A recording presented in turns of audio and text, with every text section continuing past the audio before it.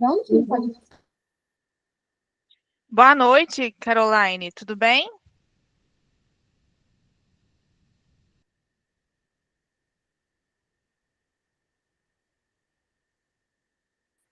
Boa noite. Vamos iniciar a aula, ok? Ok.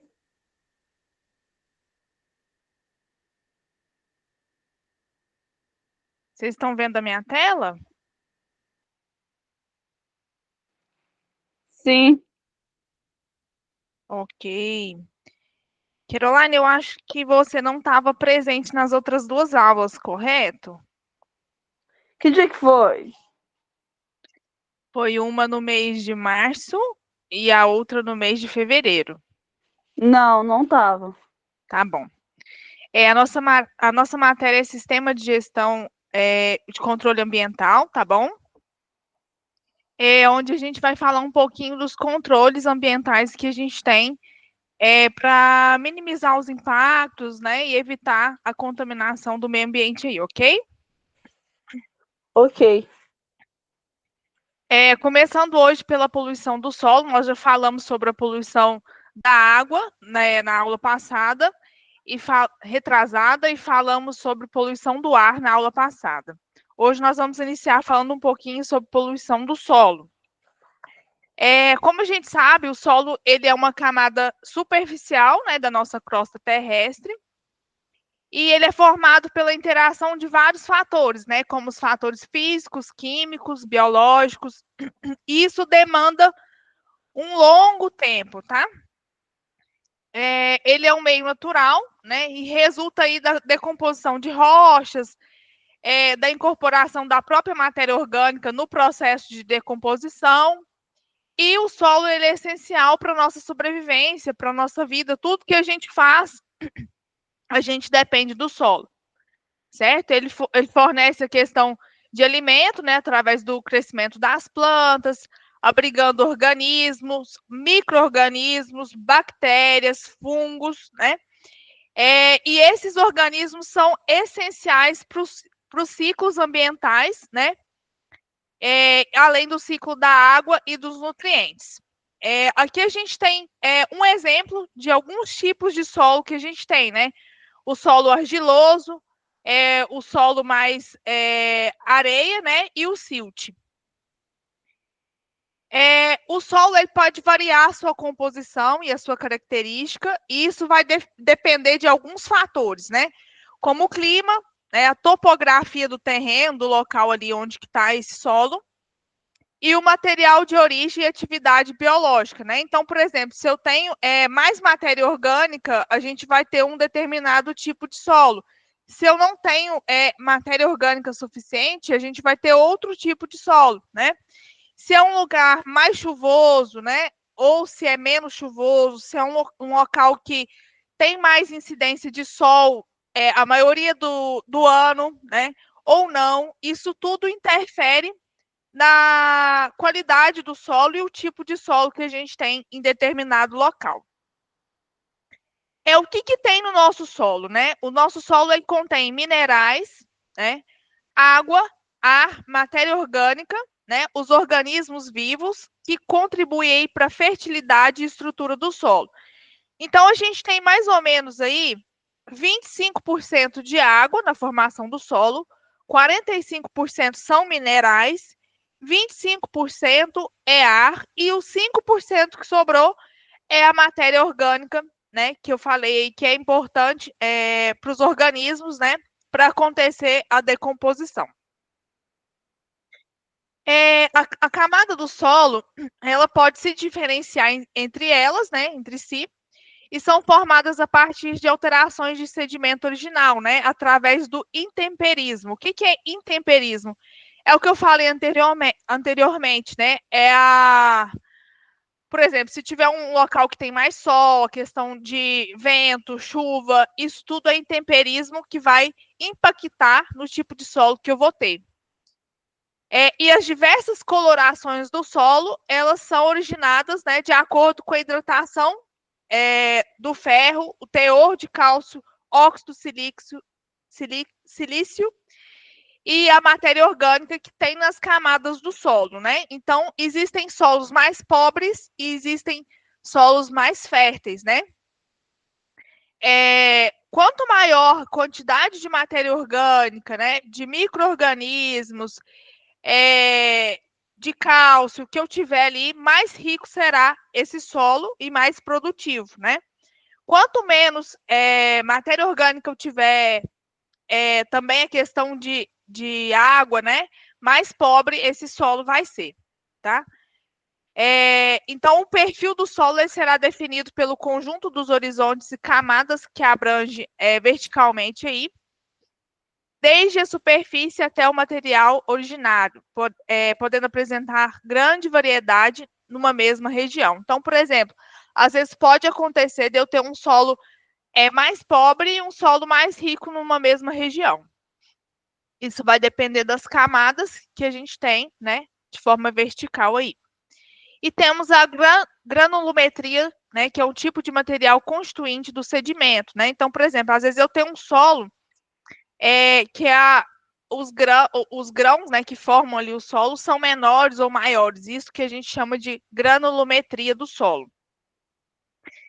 E ela é importantíssima, né, que ela tem um papel, né, que diretamente aí interfere no processo de atenuação e transporte dos poluentes, né? Então, se eu tiver camadas onde a granulometria do solo é maior ou menor, isso vai impactar no poluente que vai estar ali, né? Ele pode se infiltrar mais ou menos no solo, dependendo do tamanho das partículas do solo. Um exemplo que a gente tem são os solos temperados e os solos tropicais, né? Os solos tropicais, eles têm maior profundidade e temperatura, né? Também a questão de decomposição de matéria orgânica ocorre em maior velocidade e a absorção de água também é maior aí pelos vegetais. Então, é um solo que a gente pode considerar mais fértil, é um solo melhor, né? E isso também interfere, né, na absorção de poluentes aí desse solo. O que a gente chama de poluição do solo, né? De acordo com a legislação, a norma que a gente tem, a poluição do solo ela é definida como a presença aí de substâncias químicas, né? Podem ser resíduos sólidos, líquidos, poluentes, a níveis que possam prejudicar a saúde humana, a fauna e a flora, né? E o meio ambiente como um todo, porque meio ambiente não é só as plantas ou só os animais, né? O meio ambiente é como um todo que a gente está inserido. E isso vai tornar o solo inadequado, né? Tanto para o uso agrícola, industrial, entre outras finalidades aí. Então, a poluição do solo, ela é um problema, né, significativo, causado pela introdução de substâncias e resíduos que vão alterar as características naturais desse solo. E a contaminação do solo, ela pode ocorrer de forma planejada ou não, né? Pode ser acidental. E ela pode ser ocasionada por atividades humanas, né? Através da disposição inadequada de resíduos, a própria mineração, né? O uso também de agrotóxicos e fertilizantes nas lavouras, né? E os acidentes ambientais. Por exemplo, se eu tiver a gente vê muito nos jornais, né? Direto tem notícias de carretas tombadas, por exemplo, numa rodovia com um determinado produto, né? Um produto tóxico, um produto perigoso. Então, isso vai causar contaminação do solo. E o solo, ele tem uma capacidade limitada de imobilizar as impurezas, né? A decomposição contínua dos poluentes pode comprometer a qualidade e afetar águas subterrâneas também.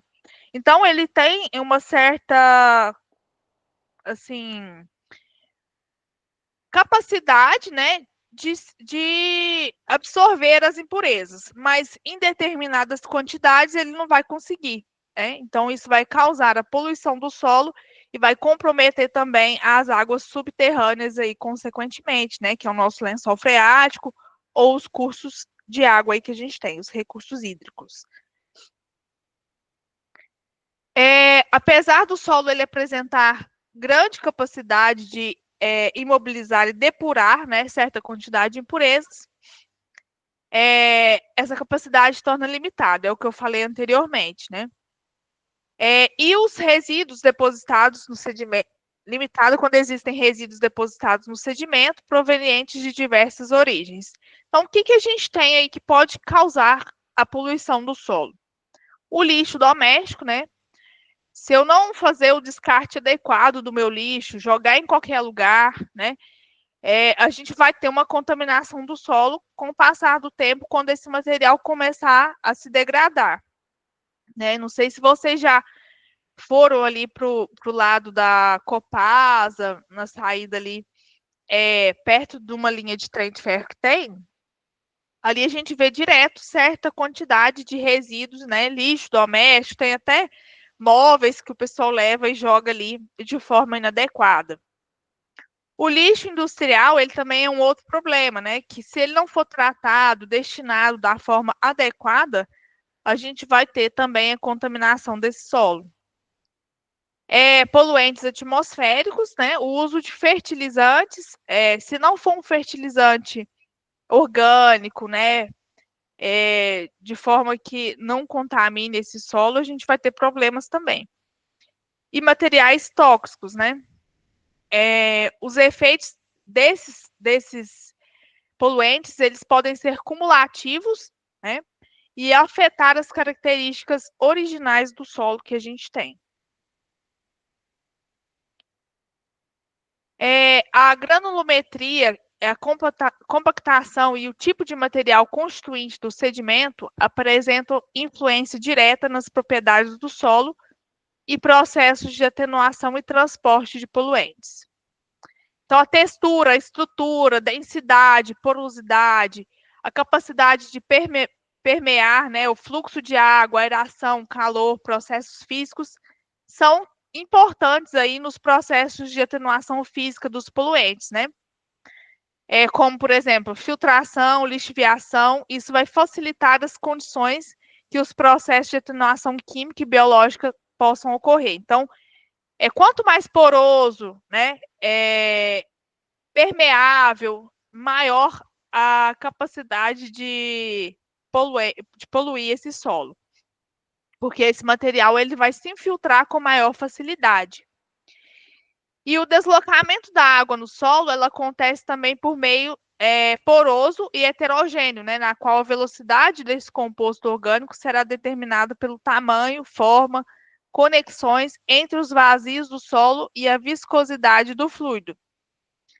Em relação às propriedades químicas do solo, né, pH, quantidade de nutrientes, capacidade de troca iônica, condutividade, a matéria orgânica também são fundamentais na atenuação dos poluentes.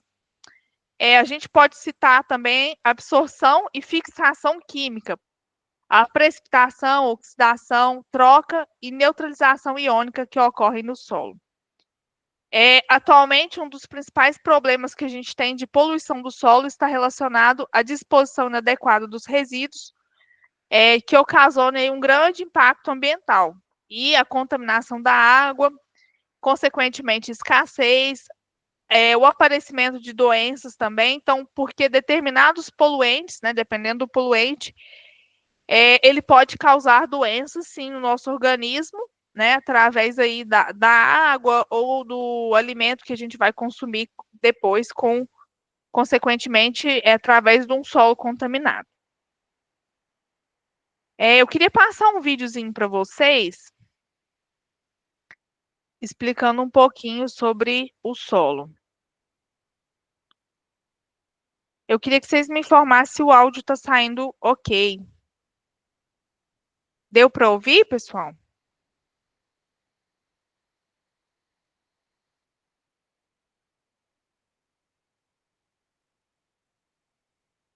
Oi, vocês estão me ouvindo? Sim, estamos te ouvindo. Então, o áudio do vídeo está saindo, ok? O vídeo não, mas o seu sim. E agora? Não, tá saindo Não? não. Não. Oi? Não entendi. Tá bem baixinho.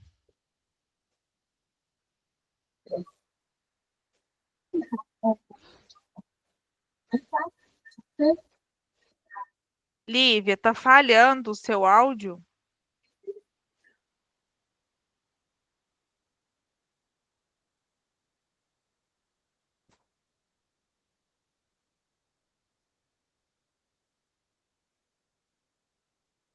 Ai, onde que o áudio vai pra...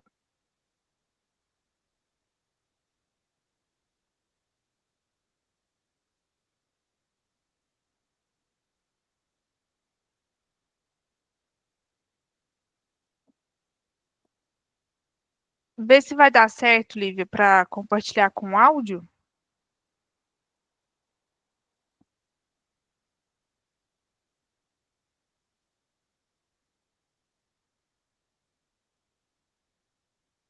Eu vou parar de compartilhar aqui para você poder compartilhar, ok?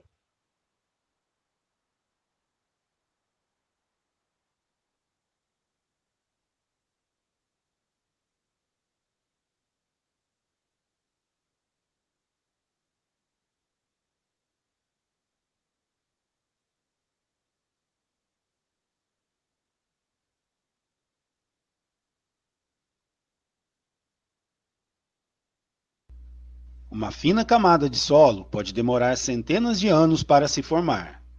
Porém, o solo pode ser degradado de forma rápida, em poucos anos ou até mesmo em horas.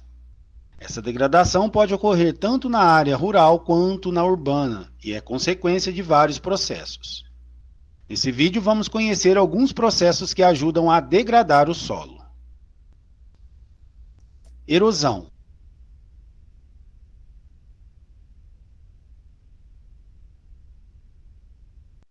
Lívia, o vídeo ficou mudo.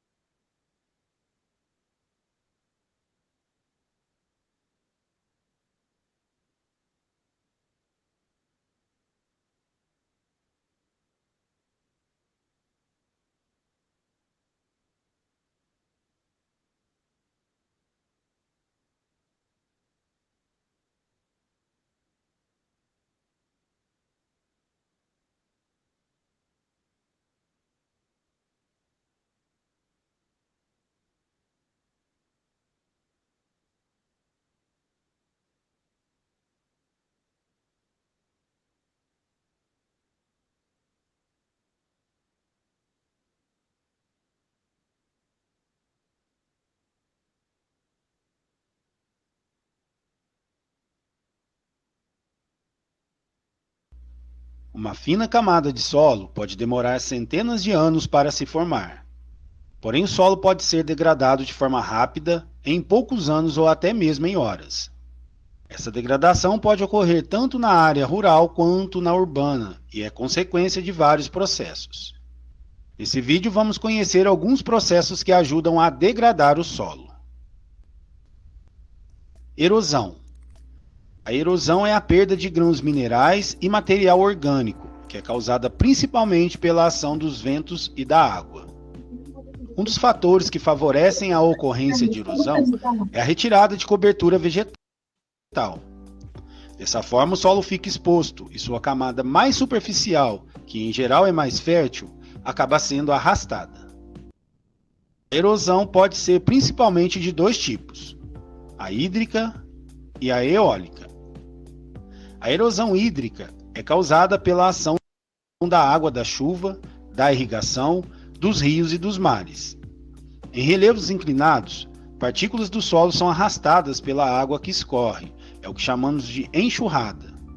Por isso a erosão hídrica é mais intensa nesse tipo de terreno. A erosão eólica é causada pelo vento. Ela ocorre principalmente quando o solo está seco e suas partículas podem ser facilmente levantadas e transportadas. A erosão do solo pode fazer com que os materiais arrastados pelas águas se depositem em leitos de rios, córregos, lagos e açudes.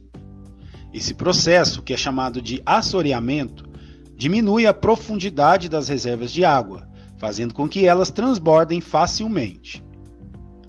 A erosão pode causar também a desertificação e a arenização. Com a perda da parte fértil do solo e sem a vegetação, as enxurradas carregam as partículas mais finas, que são os minerais conhecidos como silt e argila, restando apenas grãos de areia. Esses processos tornam o solo improdutível e infértil. Poluição ou contaminação. A poluição ou contaminação do solo é toda e qualquer mudança em sua natureza, que é causada pelo contato com produtos químicos, resíduos sólidos e resíduos líquidos, os quais causam sua degradação ao ponto de tornar a terra inútil ou até gerar um risco à saúde humana e aos seres vivos de maneira geral. Nas áreas rurais, a principal fonte de contaminação do solo são os agrotóxicos, que são utilizados para combater as pragas que ameaçam lavouras, e os adubos químicos, usando para corrigir a falta de nutrientes do solo. Já nas áreas urbanas, a poluição e a contaminação do solo ocorrem principalmente pelo descarte de esgoto ou lixo doméstico que não passam por tratamento. As indústrias que lançam produtos químicos no solo também contribuem para a sua contaminação. Plásticos, pneus, lâmpadas, materiais de construção, garrafas, baterias, pilhas, material hospitalar, entre tantos outros, precisam receber uma destinação adequada para não serem jogados no solo.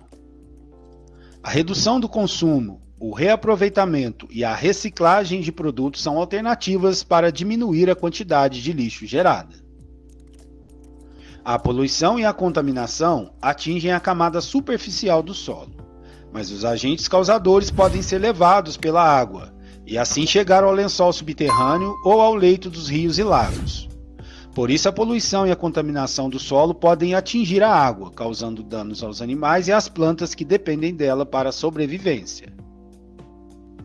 Compactação e impermeabilização. O tráfego intenso de máquinas, de pessoas e de outros animais provoca a compactação do solo, ou seja, a redução do espaço entre seus grãos. Com isso, o solo torna-se impermeável. Não há espaço para a água e o gás oxigênio penetrarem entre as partículas do solo, que dessa forma não chegam às raízes das plantas. As raízes também têm dificuldade em penetrar no solo compacto e duro. O reabastecimento dos reservatórios de água subterrânea também fica comprometido. Nas áreas urbanas, a impermeabilização também é causada pela pavimentação, principalmente por concreto ou asfalto, que impede a penetração da água da chuva no solo. Ela se acumula na superfície, podendo provocar enchentes. E por fim, queimadas. A queimada de pastos ou matas nativas é uma técnica muito antiga usada para iniciar uma atividade agrícola, pastoril ou mesmo uma construção. Atualmente essa prática é proibida, pois causa diversos impactos ambientais, como a redução da umidade e da quantidade de humus no solo, além de prejudicar diversos seres vivos que vivem no local. Por liberar poluentes no ar, as queimadas causam danos à saúde e contribuem para a intensificação do efeito estufa e o consequente aumento da temperatura global. E esse foi o vídeo de hoje. Se gostou, deixe um like e se inscreva para acompanhar as próximas aulas. Obrigado pela sua atenção e até a próxima.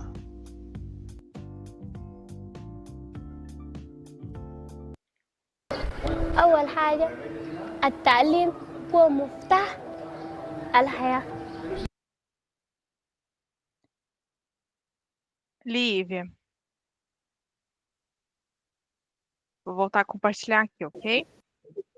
Pode falar? Vou voltar a compartilhar aqui, ok?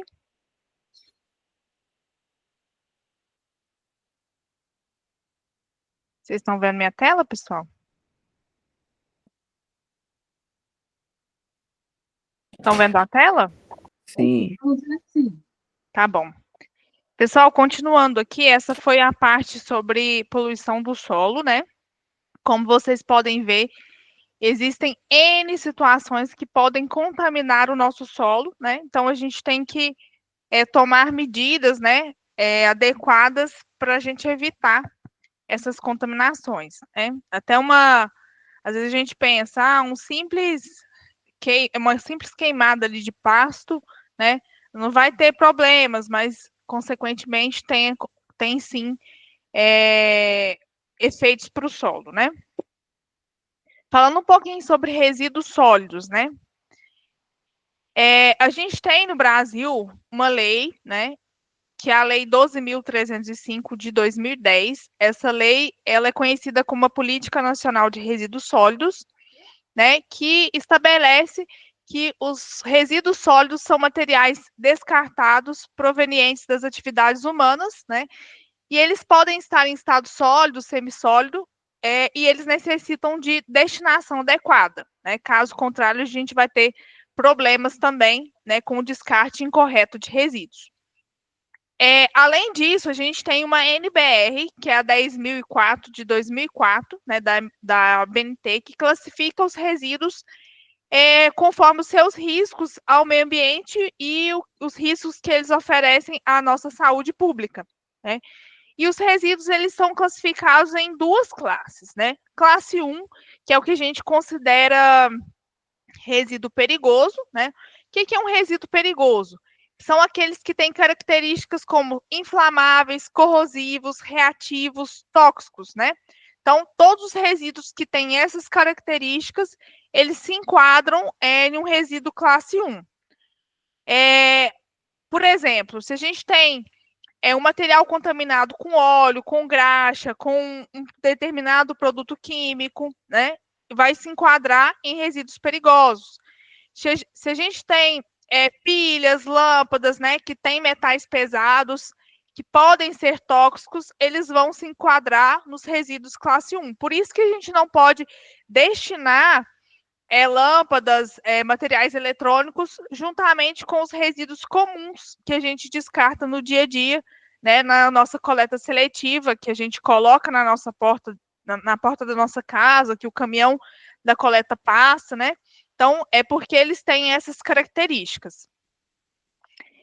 A outra classe de resíduos que a gente tem é os não perigosos, né? E essa classe, ela é dividida em classe 2A e classe 2B, né? A classe 2A são aqueles não inertes, né? Que possuem propriedades como biodegradabilidade e solubilidade, né? Então, por exemplo, se eu tenho um resíduo orgânico, né? Ele é biodegradável, ele é degradado, né? É mais solúvel. Se eu tenho um produto também que é biodegradável, ele vai ser um produto classe 2A. O classe 2B, a gente chama de inerte, né? Que são aqueles que não sofrem alterações químicas significativas ao longo do tempo. Então, esse material ele não vai contaminar de forma rápida, né, o meio ambiente. Por exemplo, se eu descartar um plástico agora, né, esse plástico ele vai levar anos para se degradar, né? Ele vai contaminar, mas ele vai demorar um tempinho, né? Não é igual um resíduo que se degrada facilmente, né? Então, esses a gente considera resíduos inertes, né? Eles não têm nenhuma reação no momento. Os resíduos sólidos, eles podem ser classificados de algumas formas, né? A gente vai olhar a natureza física desse resíduo, né? Se é um resíduo seco ou molhado. Quem aqui já ouviu falar da separação binária de resíduos? Alguém já ouviu falar? Pessoal, um de cada vez, viu? Vocês são muito participativos. Ninguém nunca ouviu falar da separação binária? Nunca ouvi falar, não. Não. A separação binária é justamente quando a gente separa o seco do molhado, que é o que a maioria das cidades, dos municípios fazem, porque é uma forma de coleta mais fácil, né? Então, por exemplo, tudo que é seco, né? Um PET, né? Uma embalagem, né? O que é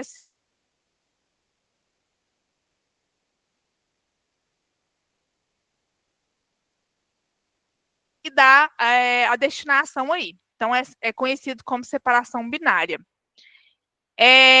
Também por sua composição química, né? igual, por exemplo, uma matéria orgânica, a matéria inorgânica, né? Então, características também que vão classificar esse resíduo. Pelos riscos potenciais ao meio ambiente, né? Se é um resíduo que vai ter um impacto grande no meio ambiente, qual que é a potência desse resíduo causar um dano, né? Então, a gente observa isso também na classificação desse resíduo. E a origem, né? Se é um resíduo de origem hospitalar, se é um resíduo de origem industrial, né? Então, existem várias origens que podem surgir esse resíduo. No entanto, as normas, né, e resoluções existentes classificam os resíduos sólidos em função dos riscos potenciais ao meio ambiente e à nossa saúde, e também a função da natureza e a origem. Quem aqui já ouviu falar o que é rejeito, né? Rejeito, né, é utilizado para descrever os materiais descartados que não possuem valor econômico, não podem ser reaproveitados ou reciclados, né? No contexto ambiental e industrial, os rejeitos eles podem ser sólidos, líquidos, gasosos, né?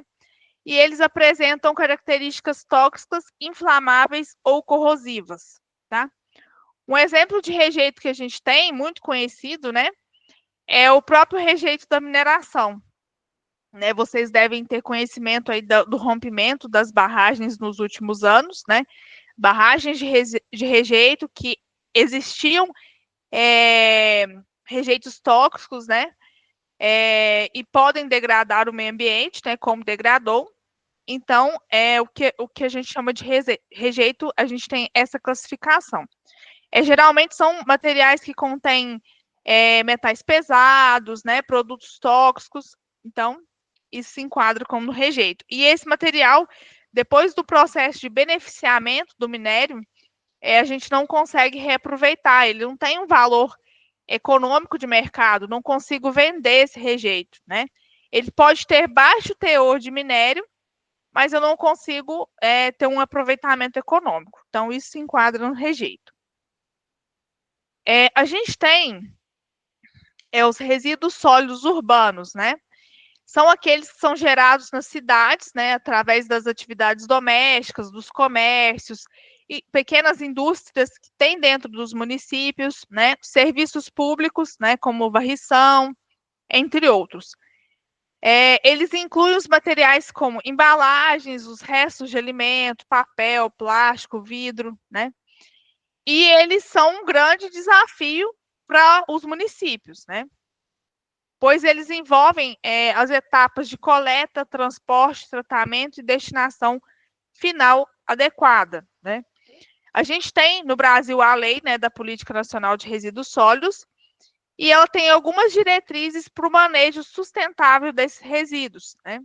Incentivando aí as práticas de reciclagem e a redução e geração de lixo. Então, hoje a gente tem, né, por exemplo, na cidade de Araxá, a gente tem um aterro sanitário, né, na qual seria o ideal que esse aterro recebesse apenas os resíduos não recicláveis e orgânicos, né? Mas a gente sabe que não acontece isso. Por quê? A gente não tem uma coleta seletiva eficiente no município. A gente tem uma coleta seletiva, né? O caminhão passa, né, de acordo com o seu cronograma aí nos bairros, mas o pessoal não tem tanto conhecimento do descarte correto de resíduos, né? Por que é importante fazer o descarte adequado desse resíduo? Qual que é o impacto que esse resíduo vai ter, né? Para vocês terem uma ideia, hoje em Araxá a gente não destina mais o nosso resíduo para o nosso aterro em si, né? O nosso aterro ele não estava em condições adequadas, né? De acordo com o que pede o seu licenciamento ambiental, né? As suas condicionantes, né? Que é o que mantém esse aterro funcionando, né? E a gente conseguiu perder a licença, né? Desse aterro. Hoje, o resíduo sólido urbano de Araxá, ele é encaminhado para um aterro em Uberaba, um aterro particular, né? Onde a prefeitura de Araxá ela paga, né, para destinar esse resíduo, né? E não é barato, não. Então, tem toda uma logística, né? Então, se a gente tivesse uma coleta seletiva eficiente, a gente evitaria que a maioria dos resíduos fossem parar no aterro, né? A gente teria um aterro em condições, né? E também falta muita questão de educação ambiental das pessoas, né? E conhecimento para fazer o manejo adequado desses resíduos.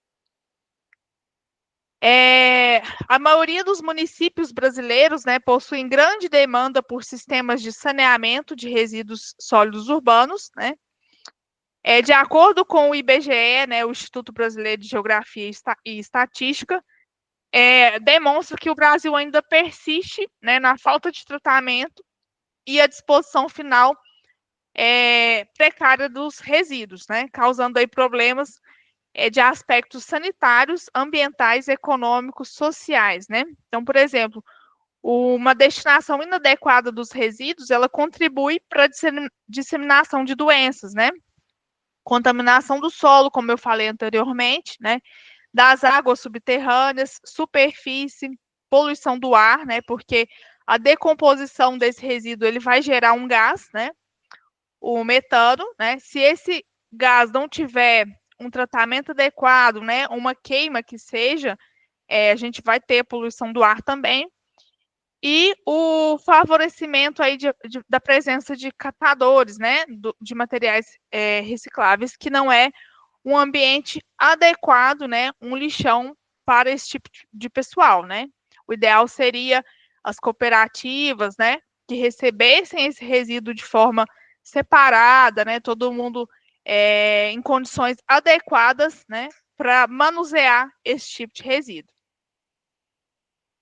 Eu queria passar um vídeo, Lívia, você projeta para mim novamente? Eu vou enviar aqui no chat.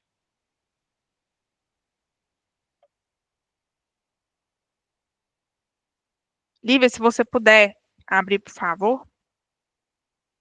Esse vídeo ele mostra um pouquinho do problema que a gente tem atualmente, né?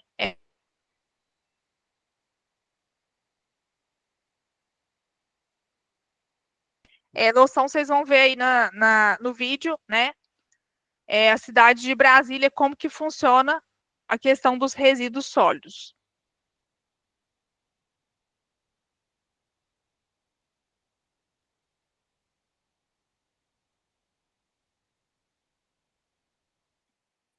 Lívia,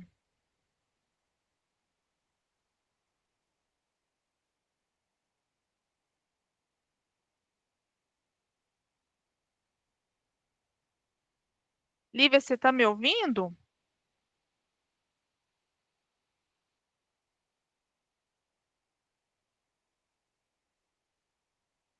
Pessoal, vou tentar compartilhar o vídeo, já que a Lívia não está.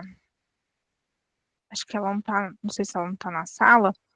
E aí vocês me falam se vocês estão ouvindo o áudio do vídeo, ok? Ok.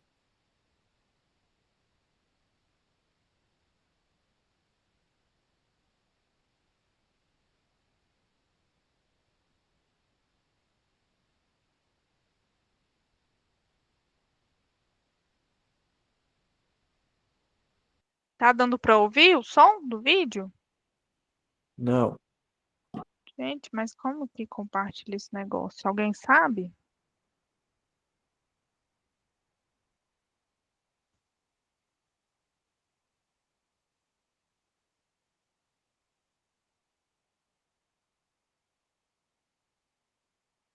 Ele tá saindo o som?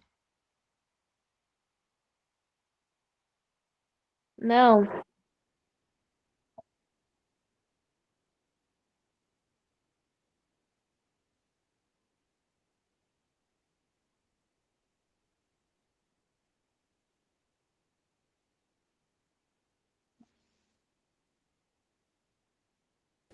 Professora, você quer que eu faça esse último link? Oi? Quer que eu faça esse último link que você me deu? Quero, porque não tá dando certo, não. Só um minutinho, tá?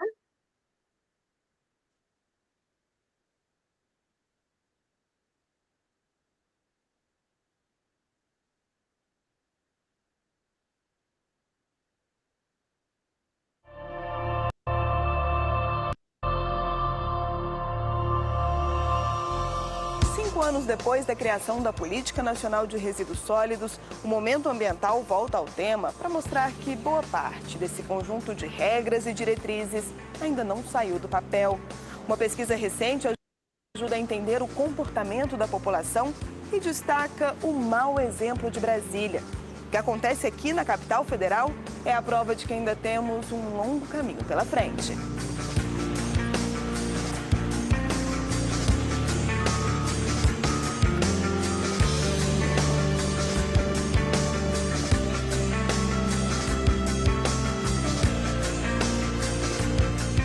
O brasileiro produz, em média, 1 quilo de resíduo urbano por dia.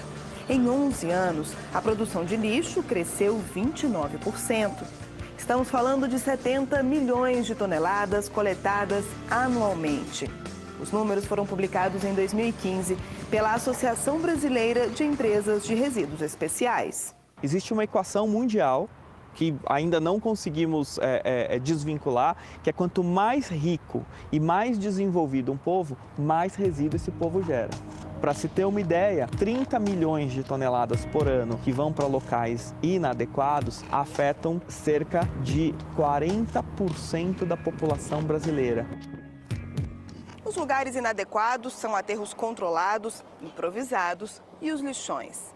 A Política Nacional de Resíduos Sólidos previa o fim desses espaços até 2014. Todos os municípios deveriam ter construído aterros sanitários ou se organizado em consórcio para resolver o problema. Mas algumas cidades seguiram um caminho inverso.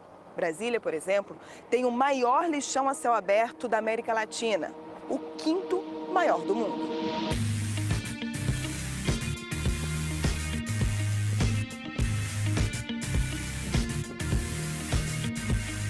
O lixão nunca foi permitido. Nós temos desde a Política Nacional do Meio Ambiente, que data de 81, a Constituição Federal, depois a Lei de Crimes Ambientais em 98, essa forma de disposição dos resíduos regentes, nunca foi admitido o lixão.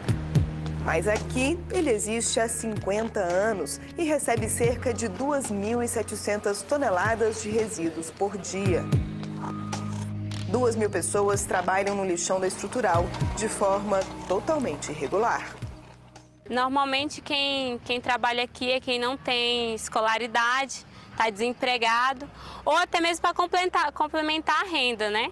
Porque às vezes trabalha em uma determinada função, não ganha o suficiente para ter o custo para custear a família, e aí eles vêm para cá para tirar um valor a mais.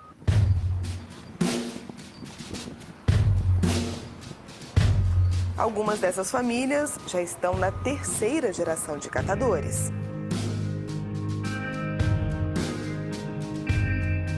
Está enganado quem pensa que construir aterros sanitários de acordo com todas as normas técnicas é o suficiente para acabar com os lixões. A mudança deve vir acompanhada de alternativas para quem vive da coleta de resíduos. As pessoas que trabalham aqui precisam continuar exercendo a atividade. A sociedade depende dos catadores para colocar em prática a reciclagem e, claro, para diminuir o impacto do homem no meio ambiente. A gente também é um agente ecológico que está ajudando a sociedade, está ajudando a natureza, o ambiente. E a gente começa a abrir a visão que a gente realmente a gente presta um serviço que está favorecendo a outras gerações, futuras gerações.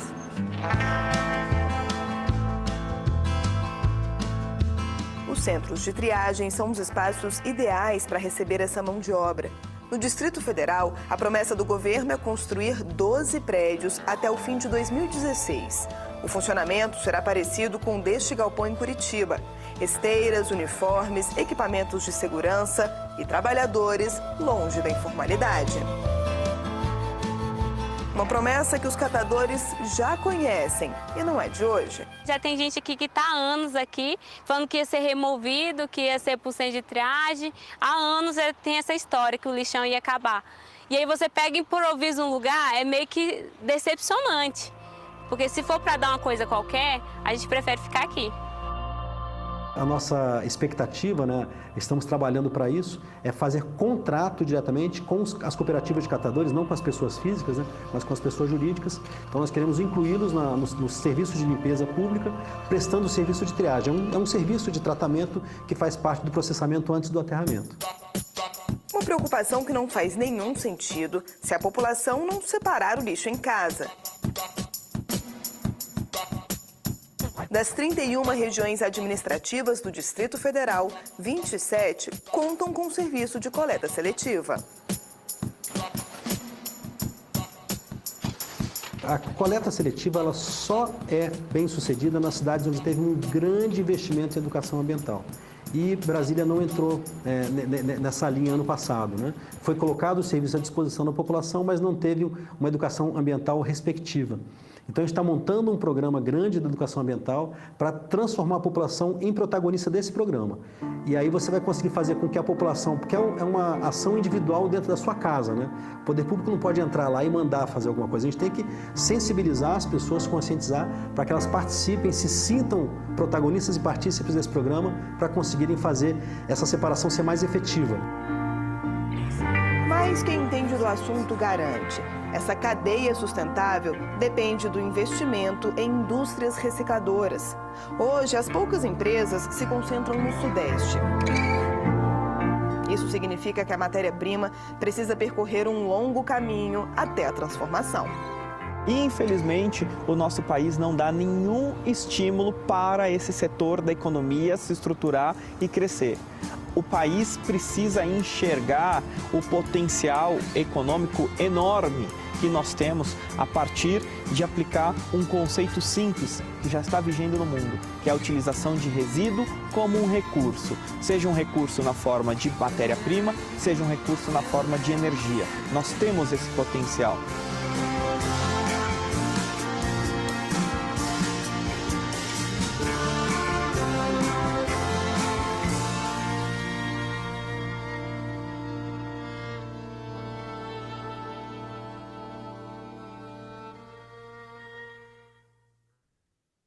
Quais escolhas você precisa fazer hoje Pessoal, para ter a carreira que você... como vocês podem ver, a gente tem um problema sério, né? Não só dentro do nosso município, né, mas no país todo, né, com a questão dos resíduos, né? Isso é um efeito em cadeia, né? Começa lá dentro da minha casa até o momento da destinação final desse resíduo, né? É um trabalho de formiguinha mesmo, um trabalho de educação ambiental, né? Para que as pessoas tenham consciência, né, de que é importante separar o resíduo, sim, né?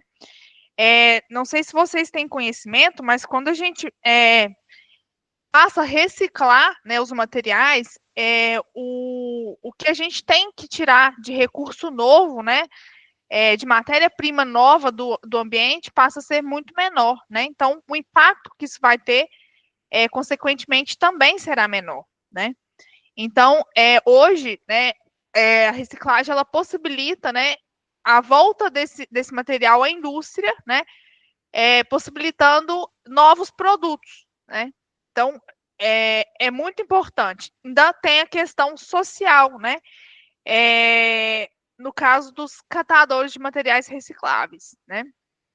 Hoje a gente tem em Araxá, acho que 5 cooperativas, né, que fazem esse trabalho de recolhimento do material reciclável, né? Não sei se vocês já viram passar na residência de vocês, mas tem um cronograma semanal, né, do IPDCA, que hoje é o órgão ambiental dentro do município de Araxá, que faz, né, a gestão, né, dessas cooperativas. Então, tem um cronograma onde é buscado por bairro, né, de acordo com o dia da semana, e as pessoas podem depositar o resíduo separadamente na sua porta, né? Então, é um trabalho que ainda tem muito a melhorar, muito a crescer, né? E é um meio também de sustento para essas famílias, né? Hoje eu sei que existem mais de 30 famílias em Araxá que vivem das cooperativas de reciclagem, para vocês terem uma ideia, né? Do tanto que é importante a gente fazer esse trabalho de separar o nosso resíduo da nossa casa, tanto para o meio ambiente quanto a questão social também. Vocês tinham conhecimento que tem essa coleta seletiva em Araxá? Eu nem sabia. Não sabia? Mais alguém que não tinha conhecimento? Eu também não sabia, não. Depois eu posso estar compartilhando com a Lívia o cronograma semanal, né, para ela encaminhar para vocês terem o conhecimento do dia que passa a coleta no bairro de vocês, ok? Pessoal, continuando aqui, falando um pouquinho sobre a questão dos resíduos do serviço de saúde, vocês estão vendo minha tela, né?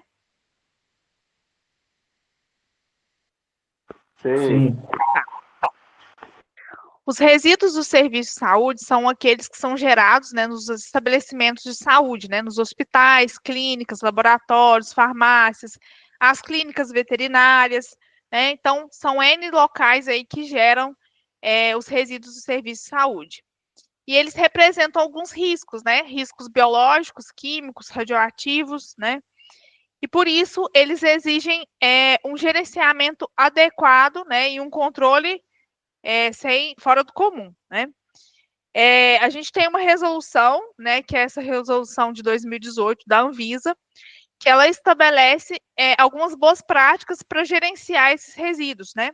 Desde a segregação, o acondicionamento, transporte, tratamento até a destinação final dos resíduos, né? E não sei se vocês sabem, mas os resíduos do serviço de saúde, eles têm algumas classificações, né?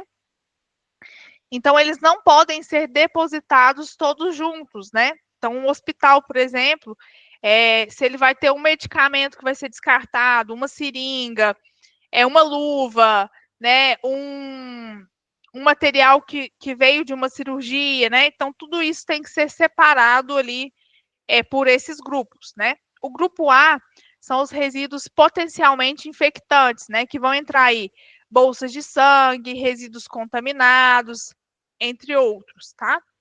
O grupo B são os resíduos químicos perigosos, né? Que são medicamentos, a maioria vencidos, né?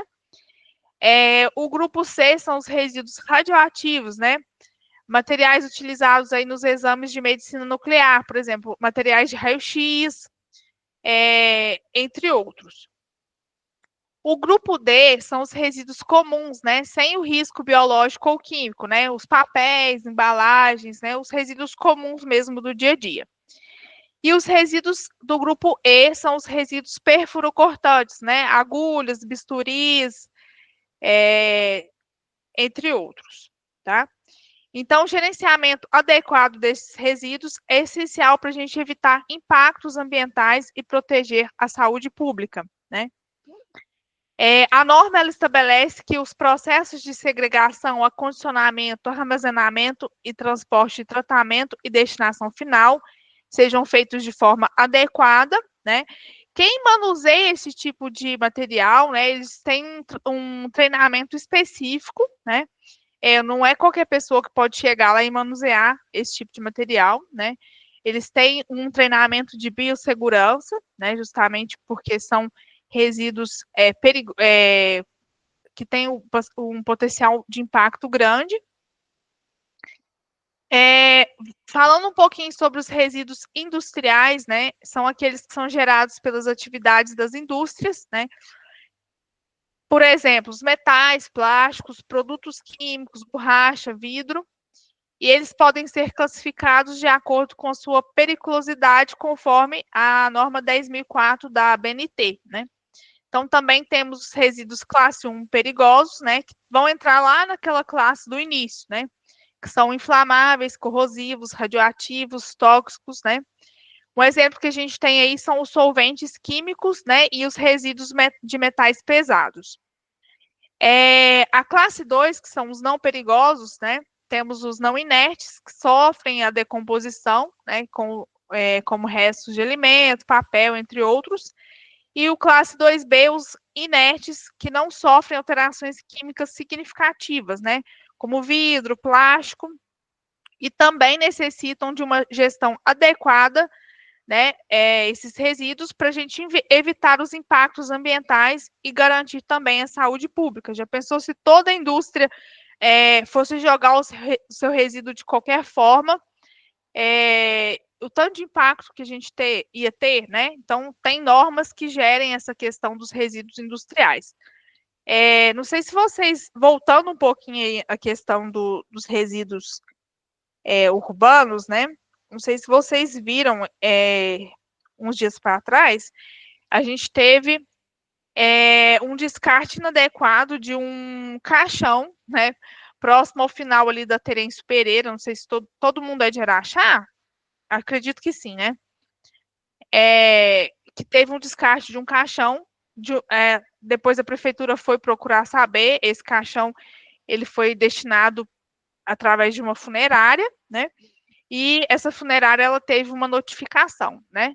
Justamente porque esse tipo de resíduo ele não pode ser depositado em qualquer lugar, né? Nem o resíduo comum pode ser depositado da forma que estava, né? Quanto mais um caixão. Então, existem normas que garantem o gerenciamento adequado desses resíduos, né? E elas devem ser seguidas. Temos também a questão dos resíduos de construção civil, né? Que são os materiais descartados durante as obras, né? Reformas, demolições, né? E incluem os tijolos, concretos, metais, madeira, vidro, plástico, entre outros materiais. E a resolução CONAMA 307 de 2002, ela estabelece, né, algumas diretrizes para a gestão dos resíduos de construção civil, né? O classe A, por exemplo, são os resíduos reutilizáveis ou recicláveis, né, como concreto, tijolo. Hoje a gente já consegue utilizar esse material na produção de outros tipos, né, de insumos aí também para construção civil. A classe B, né, são os materiais recicláveis para outras destinações, né, como plástico, papel, metal. Classe C são os resíduos sem tecnologia viável, né, para reciclável. Como lixos, panos, entre outros. E os resíduos classe D são os resíduos perigosos, como tinta e solventes contaminados.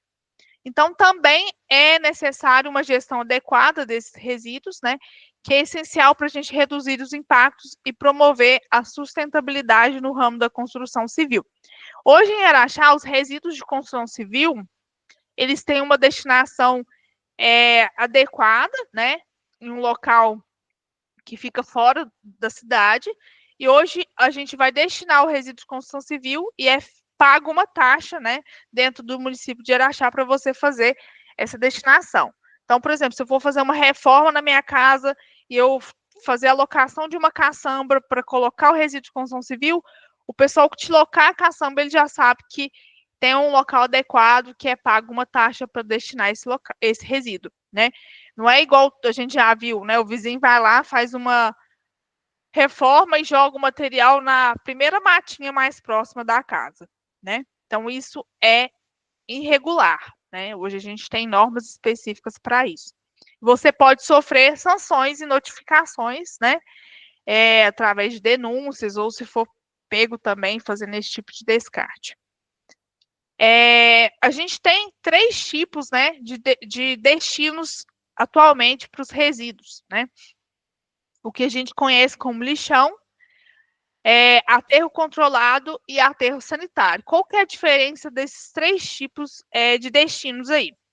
O lixão, ele é a forma mais inadequada, né? Ele não é adequado de acordo com a lei, né? Onde o lixo é depositado a céu aberto, sem nenhum tipo de controle, né? Isso causa também a contaminação do solo, água e ar, atrai doenças e vetores também, porque vai atrair insetos e etc. Então, um exemplo que a gente viu no vídeo anterior é o exemplo de um lixão, né? O que não é permitido por lei. Um aterro controlado é uma alternativa intermediária, né, entre o lixão e o aterro sanitário. Nele, o lixo ele recebe uma cobertura vegetal, uma cobertura externa, aliás, para reduzir os impactos, né, ambientais ali, evitar a questão de urubus, o mau cheiro, né? Mas ainda não é o adequado, porque ele não tem impermeabilização, né? E não tem um tratamento adequado para o chorume, porque esse material, ao entrar em decomposição, ele vai liberar um líquido, né? Que a gente conhece como chorume. E esse chorume ele tem que passar por tratamento antes que esse líquido volte aos recursos hídricos, né? E o aterro sanitário, que é o mais adequado, que é a forma mais segura que a gente conhece atualmente, né? E correta para a destinação dos resíduos, onde o solo é impermeabilizado, né? Tem uma manta, evita a contaminação do solo, tem sistemas de drenagem para esse chorume, é compactado, né? As camadas, tem o tratamento do próprio chorume, né? Através de lagoas de tratamento, e também a questão dos gases, né?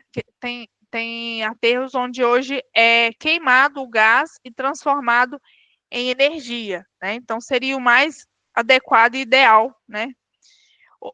Para vocês terem ideia, o aterro sanitário de Araxá, ele tinha a questão do tratamento do chorume, né? A questão dos gases, mas ele não era impermeabilizado, né? O lixo passava só pelo processo de compactação nas camadas e eram depositadas as camadas de cobertura de terra, né, por cima, o que evitava a questão dos urubus. Hoje a gente sabe que a maioria do país que a gente vive tem essa realidade do lixão, né, o que tem muito a melhorar. E também hoje a gente tem aterros sanitários de diversas classes, né?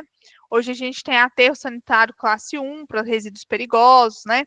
Então, tem tratamentos diferentes, né, para esse tipo de resíduo. Tem locais onde o resíduo é incinerado, né? Por exemplo, o resíduo de saúde, a maioria das vezes, ele é incinerado. Então, é isso. A Política Nacional de Resíduos Sólidos, né, que é conhecida aí pela 12.305 de 2010, ela estabelece algumas diretrizes, né, para gestão e classificação dos resíduos no Brasil, né? A classificação dos resíduos é feita com base na origem, né, nos riscos que apresentam ao meio ambiente e à saúde pública, né? Hoje a gente tem os resíduos domiciliares, que são gerados nas residências, nos estabelecimentos comerciais, restos de alimento, embalagens e papel, os resíduos industriais, como eu falei, que são originados dos processos produtivos, que podem ser perigosos ou não, dependendo da composição. Aí também tem a questão do tratamento e destinação adequado para os diferentes tipos de resíduos que eu vou gerar. Os resíduos de saúde, né, que também exigem um tratamento especial devido ao risco biológico e risco de contaminação. Resíduos de construção civil, os resíduos agrícolas, né, que são resultantes aí das atividades agropecuárias, né, como resto de colheita, embalagens dos defensivos agrícolas, embalagens de fertilizantes. Hoje a gente tem uma lei, né, no Brasil que faz com que as embalagens de agrotóxicos elas sejam devolvidas, né? Então ela tem que voltar para o seu fabricante, o que a gente chama de logística reversa, né? Os resíduos perigosos, né? Aqueles que apresentam as características de inflamável, corrosivo, tóxicos, reativos, eles também exigem manejo especial e destinação especial também, né? Hoje a gente tem aterros classe 1 para resíduos perigosos, os resíduos sólidos urbanos, né? E também a Política Nacional de Resíduos Sólidos, ela incentiva a coleta seletiva, a reciclagem e a logística reversa, né? A gente sabe dos ganhos que a gente tem com a reciclagem, né? Através da coleta seletiva adequada, né? Que eu falei anteriormente, e os ganhos da questão de logística reversa também, né? Hoje, pilhas, baterias, eletrônicos, a questão das embalagens, todas deveriam ter a logística reversa, né? Porque são resíduos perigosos aí, que o fabricante ele é obrigado por lei a dar o tratamento. A Política Nacional de Resíduos Sólidos também define a coleta seletiva como a separação prévia dos resíduos, né? Conforme a sua constituição e composição. Essa separação ela vai facilitar o processo de reciclagem e a destinação ambientalmente adequada também dos materiais, né? Então, se eu separo o resíduo que é reciclável do não reciclável, né, eu sei que o não reciclável ele vai ter uma destinação ambientalmente adequada e diferente do reciclável, né? A coleta seletiva ela pode ser classificada de diferentes formas, né, dependendo da abordagem adotada pelos municípios, né? Igual eu falei, tem coleta seletiva binária, tem coleta seletiva que vai já pelos tipos, né? de resíduos, né? E as empresas responsáveis também pela gestão dos resíduos. As principais classificações que a gente tem é por tipo de material, né? Por exemplo, o que a gente conhece, né? Plástico, papel, vidro, metal, orgânico, né? Por origem, né? Os resíduos domiciliares, comerciais, industriais, serviços públicos. O sistema de coleta também é outra alternativa, né? Que é aquela porta a porta, onde tem ponto de entrega voluntária, né? E também cooperativas de reciclagem. Não sei se vocês viram, hoje a gente foi instalado um ecoponto próximo à Câmara Municipal, que é uma alternativa também que o município dá hoje para você levar o seu resíduo e destinar lá no ecoponto, né? Outra alternativa que a gente tem dentro do município também é um caminhão que a prefeitura disponibiliza, que a gente chama catatreco, né? O catatreco, ele é para resíduos maiores, né? Por exemplo, eu vou destinar um sofá, um guarda-roupa que eu estou me desfazendo na minha casa, né? Então, eu ligo lá no serviço ou abro no aplicativo lá da prefeitura um chamado e agendo para esse caminhão ir na minha residência buscar, né? Então, é uma forma que a gente tem de evitar que esse resíduo vá parar em qualquer lugar, né? E a responsabilidade dos resíduos não é somente da prefeitura e do município, né? É uma responsabilidade compartilhada, né? Tanto entre os cidadãos, as empresas, os governos, os serviços públicos, né? Então, se cada um fizer a sua parte, a gente consegue, sim, ter a destinação correta e adequada dos resíduos. Hoje, a Política Nacional de Resíduos Sólidos, ela segue um código de cores, né, estabelecido pela essa resolução, de acordo com o tipo de resíduo, e isso facilita a separação do resíduo, né, porque todo mundo hoje conhece, né, para que serve cada cor, né. Lembrando que a norma, ela não te obriga a seguir, né, ela dá uma sugestão de cores, né. Hoje a gente tem o azul, por exemplo, que é para papel e papelão, o vermelho para o plástico, o vidro o verde, amarelo metal, preto madeira, né? O laranja, resíduos perigosos, branco, os resíduos de serviço de saúde, roxo, resíduos radioativos, marrom, resíduos orgânicos, né? Cinza, resíduos não recicláveis e contaminados, né? Então, essas cores, elas ajudam aí no padrão de descarte, né, e separação dos resíduos, para a gente conseguir promover a reciclagem. Todo mundo aqui tinha conhecimento dessas cores ou ninguém aqui conhecia? Eu tinha, assim, né? Isso aí você vê em todos os lugares, essas coletas aí de lixo aí. Isso. É muito importante, né, que as pessoas tenham conhecimento, não somente ter o coletor disponível, mas é importante que você saiba, né, para que serve cada tipo de coletor, né, de acordo com o resíduo que você vai destinar. Hoje eu vejo muito o pessoal descartar, por exemplo, eu consumi um salgadinho, a embalagem do salgadinho, eu acho que é um plástico, então eu vou destinar no plástico, né? Mas a gente tem que levar em consideração que essa embalagem ela está contaminada, né? Tem toda a gordura ali do alimento, né? Eu vou conseguir reciclar, né? Não. Então, essa embalagem ela já seria um não reciclável, por exemplo, né? Porque está contaminado. Então, antes de eu fazer o descarte, eu tenho que avaliar, né? Toda essa questão, né? Se realmente é passível de reciclagem ou não. Por quê? Se você destinar um resíduo contaminado junto com o outro que não está, né, você vai acabar contaminando o outro resíduo e o que iria para reciclagem acaba, né, não indo. Então, a gente tem que ter essa consciência também. O maior problema dessas coisas assim é as pessoas terem o bom senso de estar colocando os resíduos no lugar certo, né, que muitas das vezes não acontece. E isso é um problema sério que a gente tem. A coleta seletiva, ela também segue várias etapas, né? Até a destinação final do resíduo, né? Então, é todo um ciclo, né? Desde a sua separação na origem, né? Os resíduos são separados pelos geradores, né? O que a gente acabou de falar. Então, seja residência, empresa, indústria, né? Conforme a composição desse resíduo. Em seguida, a gente tem as etapas de coleta e transporte, né? Os resíduos são recolhidos por caminhões específicos e levados para centrais de triagem, né? E unidades de processamento. No caso de Araxá, hoje a gente tem as cooperativas de reciclagem e aterro sanitário, né? A triagem, né? Os materiais que são recicláveis, eles são separados manualmente, um a um, né? Para facilitar o reaproveitamento, justamente para a questão da venda, né? Desse material, né? Eu tenho que vender de forma separada. O processo de reciclagem, né? Os resíduos recicláveis são transformados em matéria-prima para novos produtos, né? Evitando aí que eu retire um novo recurso do meu ambiente, né? O tratamento de resíduos orgânicos, né? Os resíduos orgânicos podem ser compostados, né?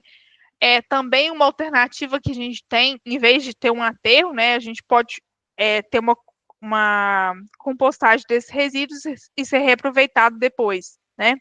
E também a questão de geração de biogás através do gás emitido na decomposição desse material. E a destinação final, né, que é os rejeitos que não podem ser reaproveitados e são encaminhados aí para os aterros sanitários e outras formas de disposição ambientalmente adequadas. Aqui a gente tem um ciclo, né, como que funciona, né, desde o descarte, a coleta e transporte, né, que é realizado pelas prefeituras, empresas terceirizadas, né, os catadores, até as cooperativas, que são os centros de triagem e recuperação. Em seguida, né, a etapas de comercialização e compactação desse resíduo, né? Depois até a reciclagem, né? As indústrias de reciclagem que vão transformar esse resíduo, né, em um outro produto e depois a distribuição desse novo produto, né, para os atacados, varejos, até chegar novamente à nossa casa. Caso esse produto ele não consiga passar por essa etapa, né, a gente vira aqui, ó, na etapa de compactação e comercialização, a gente vai direto para a disposição final, né, onde a gente não consegue ter a reciclagem desse produto, ou também já lá na coleta, né, quando eu identifico que esse produto não tem chance de triagem, né, recuperação, ele já vai direto também para a disposição final. Eu trouxe um outro vídeo para vocês. Eu não sei se vai sair o vídeo, o áudio. Vocês me avisam se estiver saindo. Tá saindo o áudio? Não. Tá não, professora. Se quiser me encaminhar o link. Ixi, esse daqui não tem link. Eu baixei ele, peraí, deixa eu ver.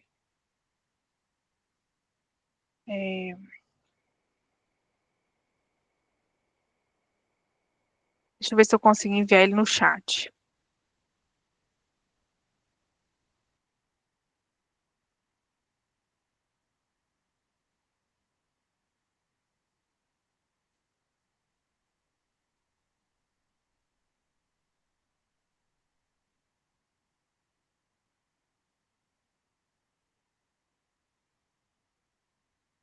Eu posso te enviar ele por e-mail, Lívia? Você consegue abrir aí?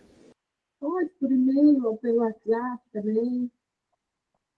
Qual que é o e-mail?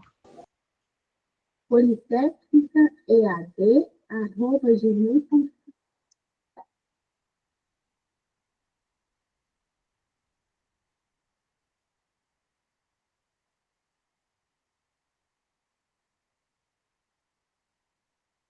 Vê se vai chegar aí para você, por favor.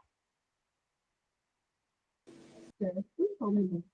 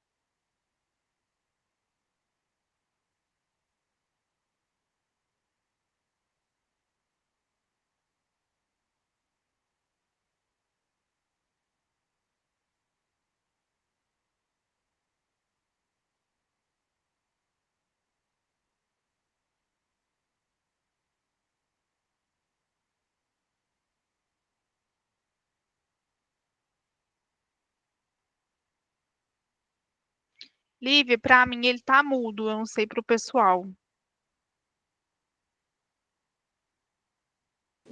Peraí, só um minuto. Cadê?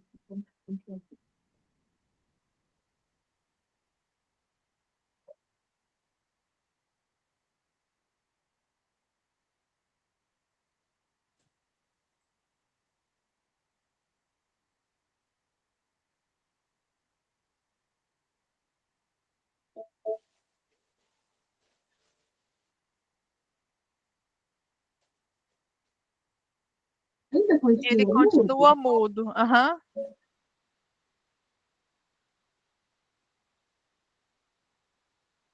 Como eu já tenho ele aqui, depois eu anexo para os meninos lá no Joes, e aí eles assistem depois, pode ser? Vê se você consegue nesse link aqui, que eu consegui achar ele aqui de novo no YouTube.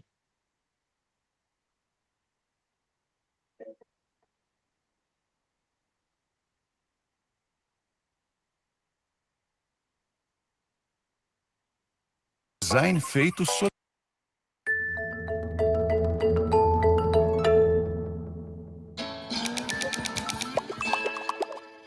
E agora?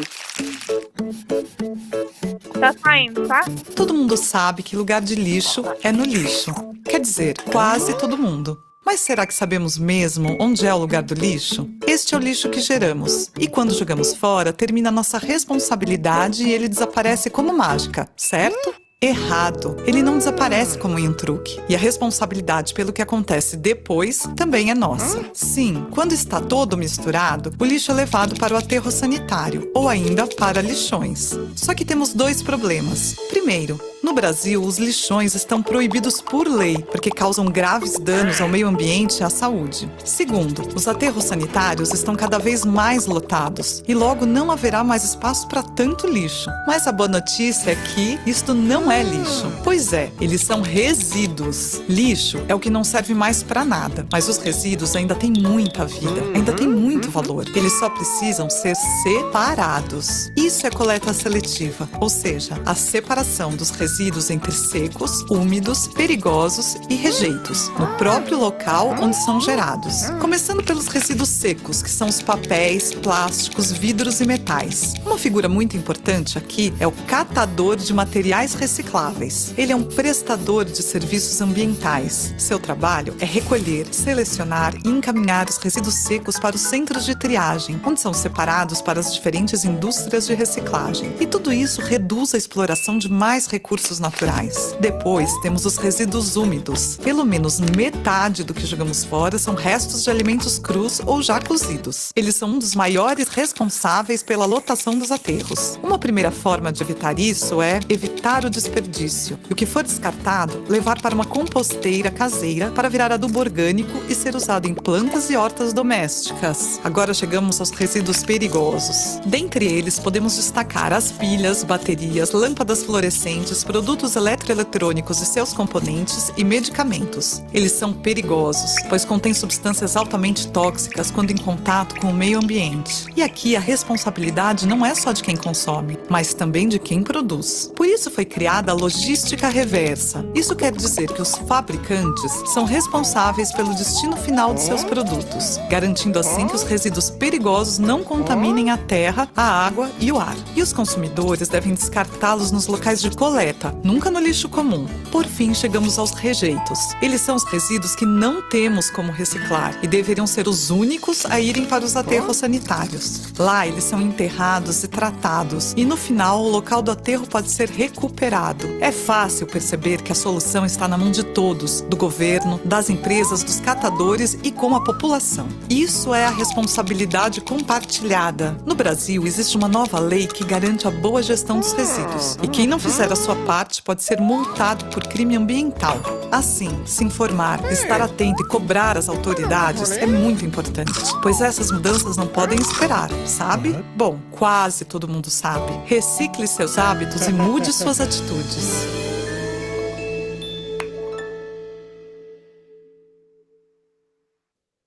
Pessoal, então esse vídeo é só para a gente, né, reforçar a importância da gente fazer o nosso descarte adequado, né? e as consequências que isso vai gerar, né, no nosso meio ambiente e para nós também, né, como sociedade. Vocês estão vendo a minha tela? Sim. Eu vou deixar 6 exercícios para vocês fazerem, né, para reforçar a questão da matéria, né? Eu acho que não vai dar tempo de fazer dentro da aula, né? Mas vocês podem fazer e enviar para a Lívia, que ela me encaminha, tá? Para correção. Foram deixados 2 exercícios nas outras aulas, né?